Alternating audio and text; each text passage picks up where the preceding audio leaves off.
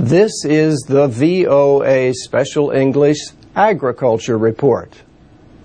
About 800 million people in Africa, Asia, and South America eat cassava.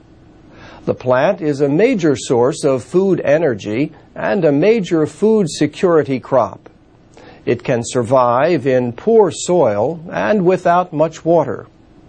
Also, the root can stay in the ground for as long as 3 years, so it can be harvested as needed.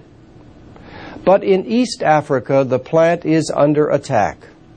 Cassava brown streak disease is a more destructive form of cassava mosaic. The mosaic has been active in East Africa for about 100 years. It limits plant growth, but brown streak can destroy a crop. The virus was identified in Uganda in 2004 and has spread fast in areas extending from Lake Victoria. So far, brown streak has not jumped to Nigeria, the world's largest producer of cassava.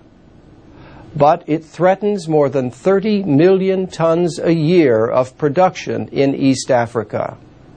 In some areas of Uganda, rates of brown streak reached more than 85% in 2005 and 2008. Claude Fouquet is a scientist at the Donald Danforth Plant Science Center in St. Louis, Missouri. He says a few varieties of cassava can resist brown streak, but these are not the kinds Africans like. He is working to develop disease-resistant plants, but he says it will probably take 5 years. Loss of cassava crops could lead to hunger, and hunger can lead to migration and conflict.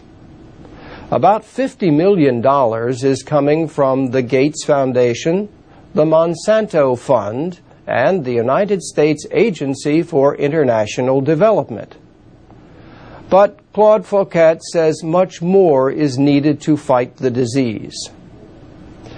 Brown streak can be hard to identify in the field. Irregular yellow spots may appear on lower leaves, but farmers sometimes do not find the disease until they cut open a cassava. If there is only a small amount of rot, the dead material can be cut away. But if the disease has progressed, the whole root is ruined.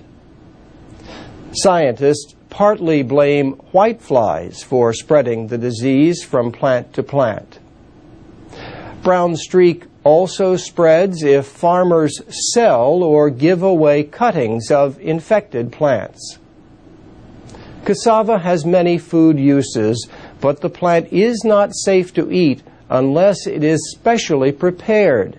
It must be processed through methods like boiling, grinding, or fermenting. A substance that can produce deadly levels of cyanide when eaten must be removed. And that's the VOA Special English Agriculture Report.